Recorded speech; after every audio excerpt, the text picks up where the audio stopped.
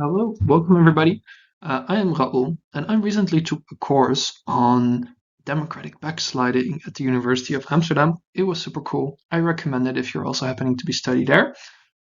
So in this short workshop, I am going to talk to you about how democratic backsliding is working in debates and how you can use it to your advantage and actually debate it well. So firstly, I'll just quickly, why are we actually discussing this?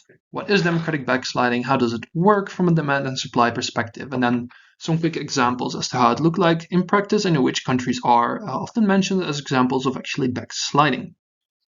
So, firstly, is right. Why would we actually be looking into democratic backsliding in the first place? Two reasons for this.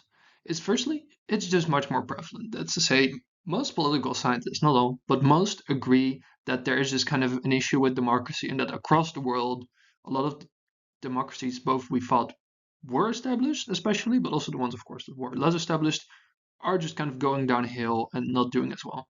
And the interesting thing about this is that, and you can see this in the graph in the top right, is that this used to very much be based on coups d'état, so just kind of the military or whatever external force taking over. But kind of since since the Cold War ended, this changed, and especially since 2010, you see that coups are actually like kind of happening less and less, and democratic backsliding is actually happening more and more. So basically democracies are dying more, and this more often than previously also happens through the process of backsliding. Then secondly, it's just there's a bunch of motions about this. For instance, this is still to this day the favorite motion I have ever debated. It's from Champagne IV, and it's this house believes that less of the world will live under liberal democracy in the year 2100 than today, which is very explicitly about it. Or more recently from Champagne IV, this house believes that the Democrats should fight dirty, e.g., rezoning electoral districts in their favor, filibustering, yappa yappa yappa. These are, of course, very explicit on it. That happens quite often, but also just general motions about politics these days quite often, like in one way or another, kind of interact with this, right? Also, I think, what was it? Round six of Euros this year about German politics. Also touched upon it as you want to make an argument, including the AfD. So, then what actually is democratic backsliding? I think it's a term that everybody has heard to a certain extent. Maybe that's just me, who is a political science nerd, but I think everybody has probably heard it to a certain extent. If you put it in like formal terms, it is the state-led debilitation or elimination of any of the political institutions that sustain an existing democracy. In normal terms, the person that you just elected in office doesn't want to leave office anymore. And he's really doing his best to make sure that he doesn't have to leave office anymore. The fancy term for basically this process of the executive getting more and more power is what we call executive aggrandizement. And this is the way that most democracies dies nowadays, is that the person who's in power is during their term doing as many things as possible to actually make sure that they can stay in power and this usually happens in two ways, that they're actually kind of doing this backsliding, which firstly is about, I'll actually reverse the order with how it's on the slides. It's about just straight up accountability. Um, and this is kind of the most intuitive thing, right? Is that to say you're changing laws for like the independence of courts or the judiciary, or redistricting redistricting like voter districts, or doing whatever other things to just make sure that there's kind of less hard accountability, to make sure that you can just do what you want. And I think this is what most people know. What I want to highlight is the thing above that is about the norms. That's to say, people often have the illusion that democracy is like very hard and institutionalized, and people for sure, and it's just a very strict system. But if you think about it, the majority of the reason, like, and the ways that democracies function is just norms. Kind of, if democracy rests on norms, what kind of norms? Norms as basic as things as kind of accepting that your opponent actually won the election and not just beefing about with it. Norms about how you're supposed to behave in like debates within the parliament, but also norms about whether you're supposed to go on like all out during election campaigns. like if you think maybe take some time for yourself to think about it.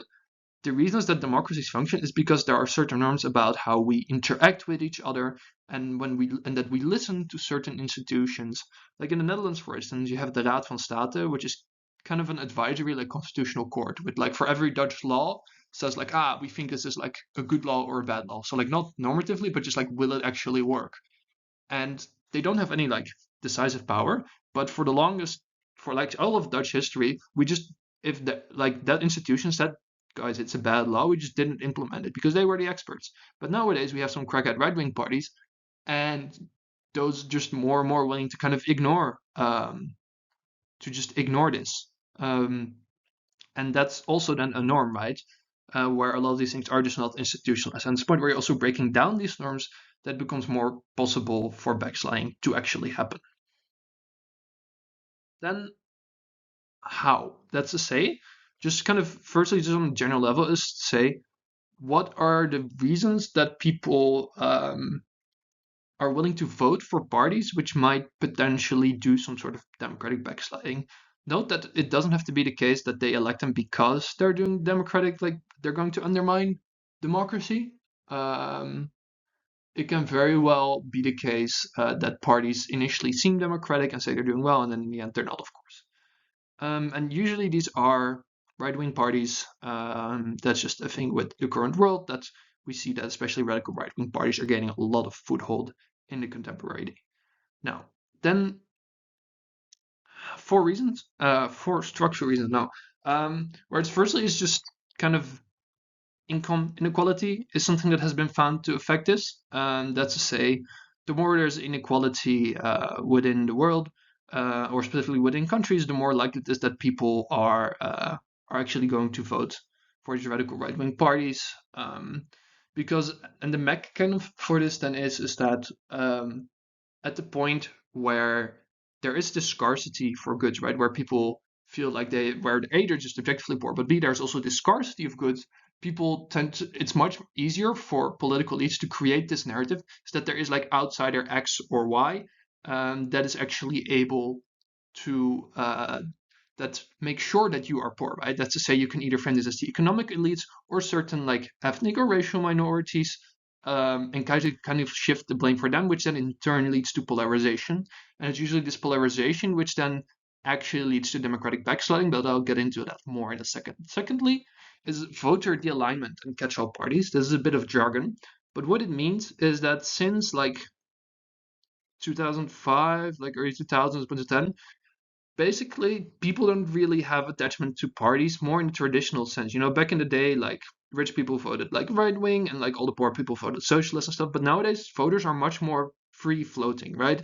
For all my Dutch people, we know that like the majority of voters decide like the fucking day before the election what they're actually going to vote for, and what the consequence of this kind of the voters just doing whatever is that you get catch-all parties. That's to say, voters know they don't have like a strong base, you know, that always votes for them, which means you don't have an incentive to actually create a specific policy program for this specific group.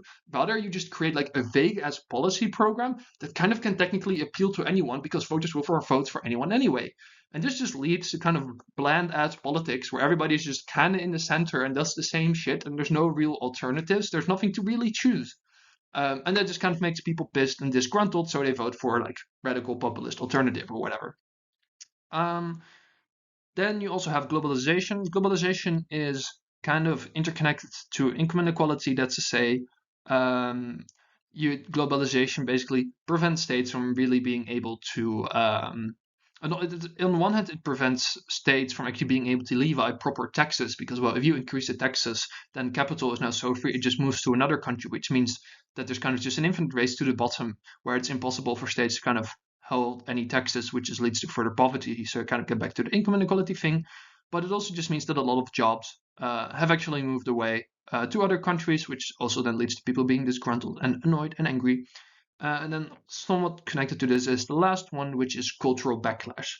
Um, that's to say, and this is kind of the narrative which I think the radical right wing parties also use their most, is that either because of increased immigration or just too much progressive policies enacted by liberal elites, um, that there is a backlash to this because of like the way that's often said is kind of that it's an intergenerational backlash, where specifically the older generations are kind of, oh no, this is too much left wing, queer, progressive things. I don't like this. But if you look at it, actually, there's also younger generations which are also very like very negative towards this. I think the way to make this is, of course, via social media, saying that there's very strong, right? The manosphere, very bubbles which are very positive towards men and their amazing masculinity. Um, Interestingly, is actually that there's a very big gender divide, which was only the case in the US. That's to say, where young men were much more right wing and young women were much more left wing. But this gender divide now also is appearing. Actually, it appeared in Germany in the last election, and also just appeared in the last Dutch elections, where women are now significantly more left wing than men, especially if they are in younger age. But it's not too relevant. Then getting more in depth in this, and I think that firstly on the demand side, and later I'll get into the supply side. And I think this is where kind of a lot of debates about democratic backsliding kind of or like center around this part. That's to say, if right there is kind of some anti-democratic behavior happening, how will citizens respond, right? Because we just talked about kind of why are people voting for these parties which might potentially undermine democracy in the very first place, but then why is it also the case that they will or they won't accept? So there's kind of four ways, or like max, I think that's literature, academic literature, and also in debates you can give. And I'll try to explain both the way to argue it if you're saying, well, they will accept it or they're not going to accept it. Firstly, on different conceptions. That's to say, there is like, right, the question is kind of, first of all, is what conception do people have of democracy? And secondly, is do these conceptions differ?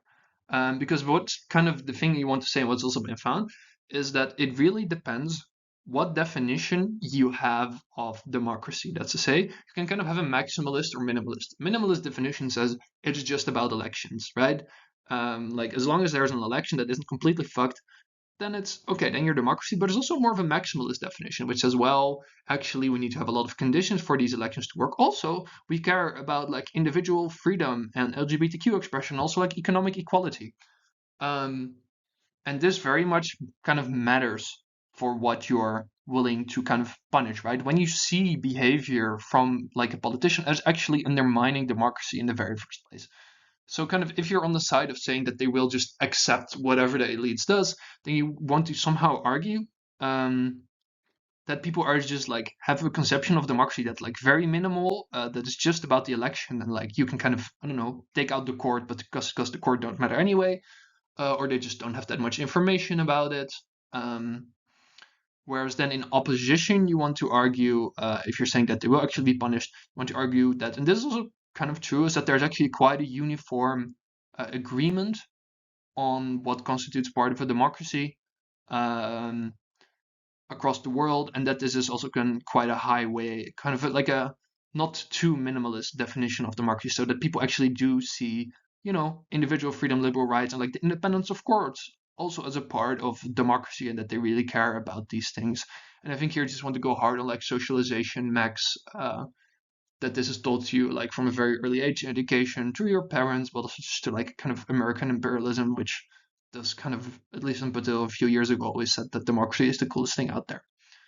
So this is one like for why people will or won't accept it. The second one is then kind of I wrote it on here as weighing interest, but it's kind of the question of like, do people choose, right, when they're faced with the choice, do they choose their own kind of policy interest, or do they choose democracy, right?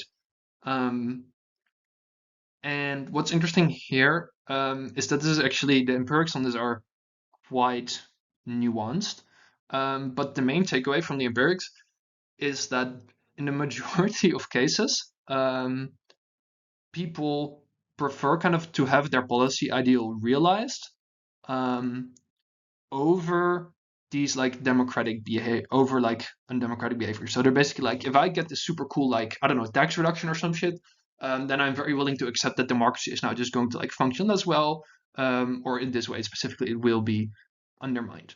So this sounds kind of pessimistic, but the positive side of this is that people don't like it. Um, that's to say, it is not really, it is rarely, like genuinely barely ever the case that people choose or elect like someone into office because they want them to undermine democracy. Politicians are always punished for doing undemocratic behaviors. They just kind of keep staying in power despite their undemocratic behavior. Just like actually the effects are quite similar to like if some politician, I don't know, does like corruption or has like an extramarital affair, you are always punished for it. So it is always a negative effect. The question then, right, coming like to the debate part of it is like, how do you then want to make it in a certain way that it actually goes to your side, right? And I think if you're saying that they're just going to accept it, you want to say, well, my policy interest is very immediate, very concrete, and also much more likely to actually like materialize. And on top of that, you can also add an extra layer of analysis here on how people are going to frame it, because it is just always possible, and they will do this, for a politician to frame their undemocratic changes as being democratic. Because in the end, what they're doing is they're giving more power to the executive, which also just means you're kind of able to do more shit, right? So just always saying, yeah, but now me, who has been elected by the majority, represents the people, has more power to execute what you want. And therefore, you can say so.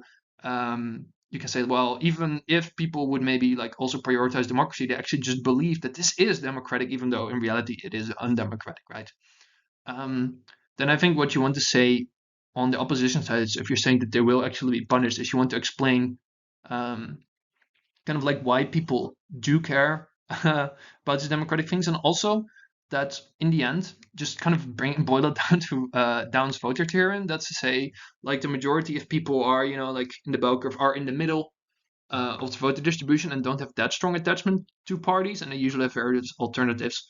So even though like maybe they don't care that deeply about like some undemocratic behavior, it is still a negative effect. And at the point where they're very much right free floating between like various parties, then this is something which will likely like push the median voter towards some alternative party, which actually isn't going to do these things.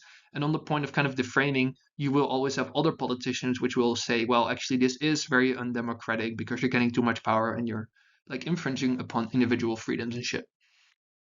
Then the third one on polarization and identity. And this is where I pick up on the point of income inequality, which I mentioned before as leading to polarization and therefore undermining democracy. Is that polarization is generally seen as like very harmful to backsliding. Why is this the case? Because polarization just basically means you hate each other. Um, that's to say, across parties, you don't really see each other as very nice neighboring people, but there's a very strong. It kind of gets. It's not necessarily the same as identity, but in practice, and I think especially in debates, it will get very easily conflated with just having an identity. That's to say, rather than just choosing your party based on like whether you agree with policies, which is what we just talked about with the previous two kind of max, is that what also just really matters is is when it starts becoming as an identity. So just like I don't know, like your gender, like your ethnicity, your religion, whatever identity, now your party and you're voting for also becomes one.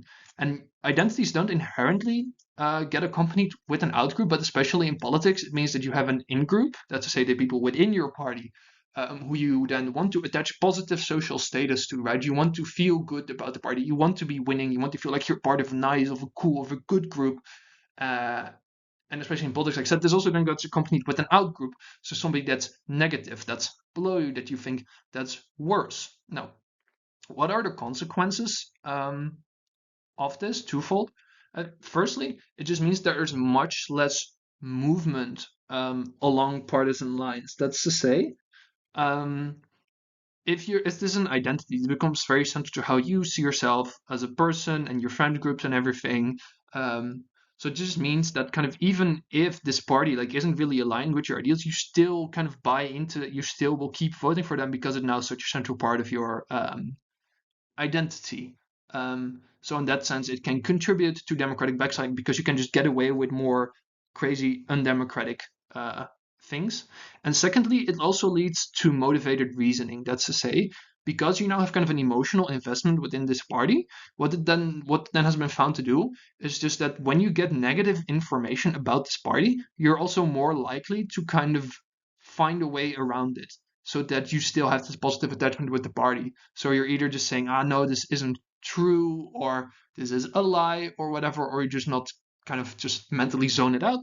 So it also just means that kind of information and things, yeah, become less able to actually reduce sorts of polarization or actually get people to change their votes and thereby punish politicians which are behaving in an undemocratic manner. So then kind of tying this again back to the debate is that what I think you see now is that there's two sorts of ways that people might vote, right? They might vote in a rational way or they might vote for a Democrat or in a rational or in kind of an identity polarized way.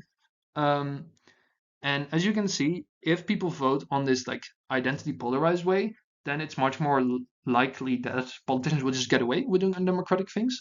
So if you're saying that they will be punished, you kind of need to try to explain why people do vote quite irrationally, and aren't just like very identity-based politics, and they're just very much attached to their party. This is quite possible, right?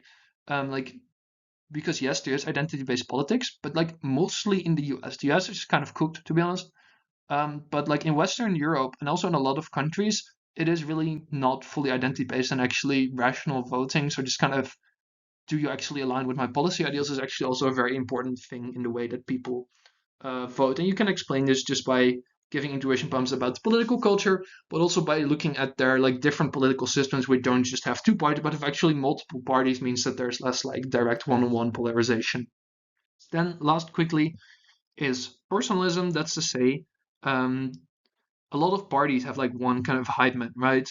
The Republican Party kind of has Donald Trump as like its biggest, coolest man in the Netherlands. We have Geert Wilders. We have like, well, you had Le Pen in France, Farage in the UK. It's kind of, and the reason here is that if people have a prior attachment to this leader, right, they think that they're very cool, um, then they're actually going to be more likely to willing to accept these other things because they have like these positive biases and they really like this person. So it's somewhat similar to the previous mech, except that it's now specifically kind of on the leader and doesn't necessarily need polarization or an identity. So this is something you can use, especially if you're going to say that they will actually accept all of these things. Whereas then in opposition, you basically want to argue that this polarization isn't as strong or that people are still going to be critical on it. Then now moving on towards the supply side, right? Because um, we just looked at, okay, if politicians are misbehaving, will they kind of get away with it or not? But then the question is also just, are the politicians actually going to be successful in undermining democracy, right? With the things that they're doing. So there's kind of four layers or like four potential mechs here as well as to whether they're going to be successful with all of these things. Where it's firstly is again norms. That's to say, there's research which finds that there are just very strong norms against radical right parties and parties which potentially like are undermining democracy. Um, and what this basically does is twofold. It's firstly it just prevents these parties from like actually becoming big. Um, because basically nobody is willing to voice their preference for these radical right parties, so therefore nobody kind of gets in news, and everybody's like, well, I'm not going to like vote for them. Um, so nobody does.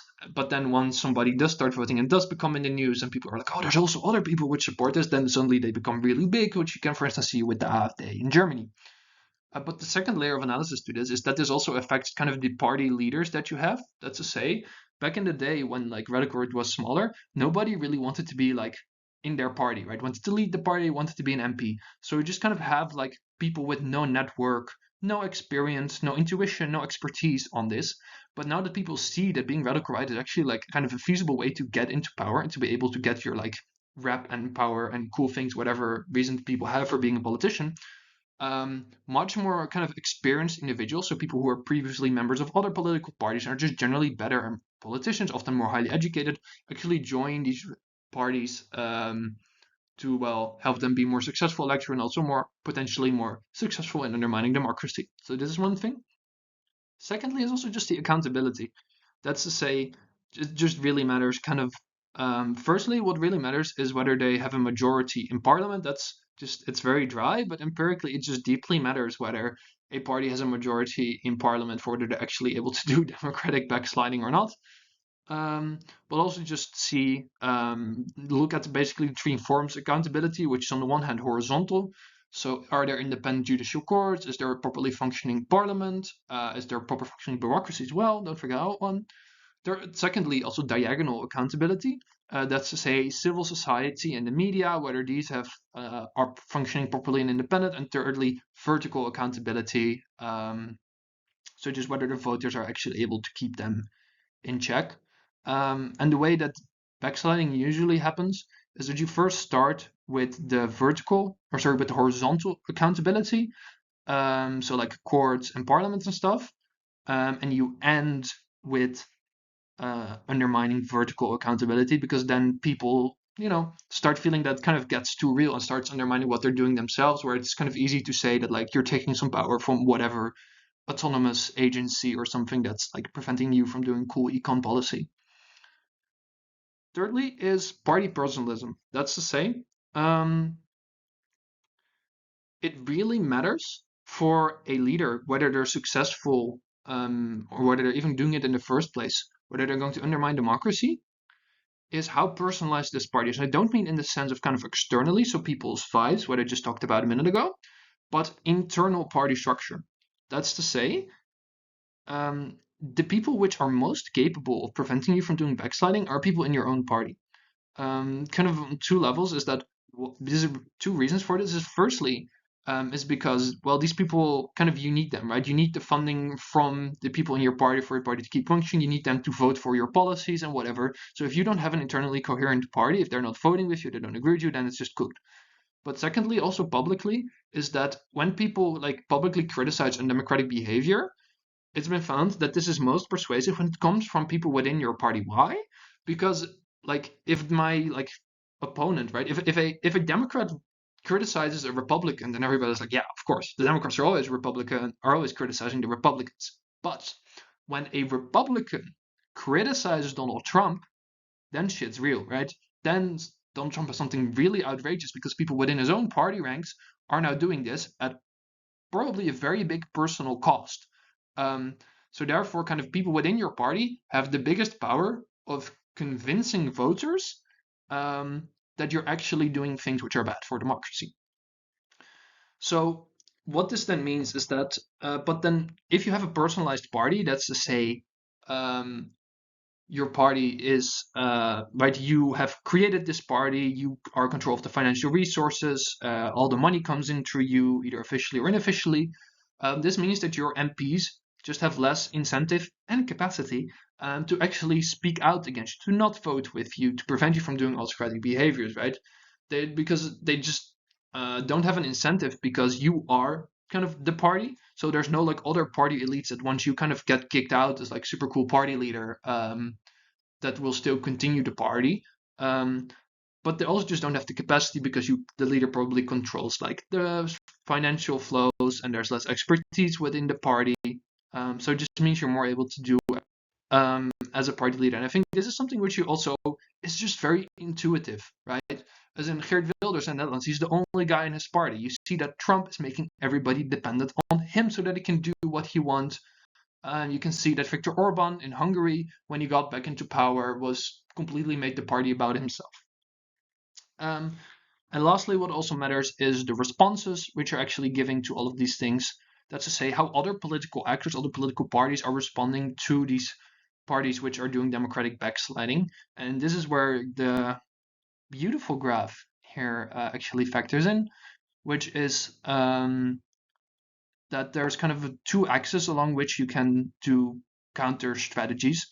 Which is firstly is the kind of diagonal from the top right to the bottom left, is whether you're going to ignore or you're going to counter mobilize.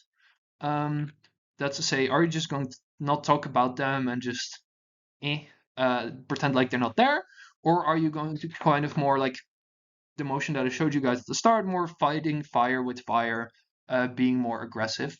Um, this is, and there's no, to be clear, there's no perfect strategy here.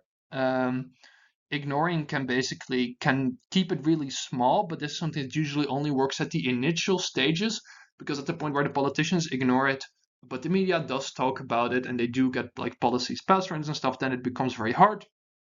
But counter mobilization, if you're going to fight fire with fire, the problem with this is that this can, on the one hand, like positively, it can just get more people activated, get more people to turn out, but it can also feed into the victim narratives that these parties use, right? Because everybody's attacking us and like we're fighting the status quo and the status quo is fighting us back. So this is very much a double-edged sword. Similar things happen if you look at the other diagonal from the top left to the bottom right, which is inclusion versus exclusion, where if you are excluding these undemocratic parties by like saying that you don't want to work with them, or just actually like banning parties, or as we often see, putting up a cordon sanitaire, this can again keep them small, but it can in turn, similarly, it can feed into these kinds of narratives of like, they're not just that they're a victim, but also that actually the exclusion of these radical right-wing parties is like super undemocratic. It also just leads more like concretely means that citizens feel like isolated and feel unheard, which then feeds into these other narratives again as well. But if you include them, this can just firstly this just leads to them actually being able to pass some of their policies if you like let them be in government, which is kind of bad. But secondly, it can legitimize their claims. So kind of the things which they're doing, whether these are undemocratic or just kind of shitty policies, get more credence because now they're associated with these kind of already pre-existing parties that are part of the normal party system. But thirdly, it also just gives more salience, right? That's at the point where you're adopting some of these policy stances, it's just more in the news and you're kind of going to fight the political debate on their ground, which probably means you're going to lose because, as is often said, if like more moderate parties also adopt like anti-immigration stances, people will always vote for the original party that's like anti-immigration because they prefer the original over the copy. Lastly is just quickly some examples on like countries that are backsliding, some intuitions which you can maybe drop. Firstly on the US, which is the US is not a typical case of backsliding. That's to say, it is so deeply polarized, but also is going so fast. Um, this is like if somebody just tries to frame the debate as being like, this is only about the US, this is just frankly like untrue. Like the majority of countries where backsliding happens, these are processes which happen over years, if not decades. Um, so the fact that this happens so quickly in the US, yeah, it's not very representative. Also, note on the US is that it is genuinely really cooked. That's to say, the majority, or like at least some prominent political scientists at this point, don't classify the US as a democracy anymore. But also, I read like part of a paper, and this was written like 2 months into the Trump term, where if they were interviewing like bureaucrats or people in Washington, they would literally like ask everybody to like turn off or put away their phones and be like sitting in like specific hideout places and constantly be scouting for like suspicious people walking around. Kind of this is the mindset that people like working in government agencies and shit currently have. So right, and if you think about these things, these if you would hear somebody say this about like whatever like Balkan country, like while it was still communist, and we're like, yeah, of course, yeah, right, super autocratic behavior. Well, that's how people are feeling in the US right now. You also have El Salvador, which was actually before it turned into Trump's henchman country, was actually also quite democratic, but then backslid quite relatively fast. You also have Hungary. I quickly want to go a bit more in detail on Hungary, um, because the interesting with Orban is that Orban actually got into power with a party that wasn't very personalist, so he didn't have that much power, um, and then just did what he had to do. He just had a normal like tenure and then just dipped. But then, like, I don't know, like 8 years later or something, I think, he came back into power. In the meantime, he had transformed the party to basically be his henchman. Like, everybody depended on him for, like, kind of political survival. And then he started doing his backsliding. So I think that's, in that sense, quite exemplary of what I just said with the party personalism. But there's also just some interesting examples there of kind of how you're actually doing this, right? Because what's important to frame, like, especially if you want to say that they're going to be successful, um, is that they're doing very small and minor things. That's to say, Yes, he did some constitutional reforms, like you're going to have to do some big things. That's what you want to emphasize in opposition. But what Orban, for instance, also did is that he like instituted like an age limit for like public servants until like 60 or 65, which you can very much frame as like, yeah, we want quality civil servants. But in practice, this just meant that like a bunch of kind of people that like wanted to preserve democracy got kicked out, and you could fill it in with people in the bureaucracy and in the judicial system that were really in favor of the policies that he was doing. And that's usually the things that it starts with, and then eventually it trickles down to the vertical accountability. Lastly, also just quickly on India, that's to say, India is, I think, if you go on like some VDEM, which is one of the most representative sites for or databases for whether countries are democracy, I think there it's classified as an electoral autocracy. Um, Personally, India is definitely, if you're using kind of the term liberal democracy, it is very much like non-liberal. Um, but there are still quite competitive elections. But India is definitely a case where democratic backsliding is happening, and it is very much kind of unsure how it is in the long term going to pan out with the BJP, which is the party of Modi. This was my random info dump on democratic backsliding. I hope it helps you debating. Thank you.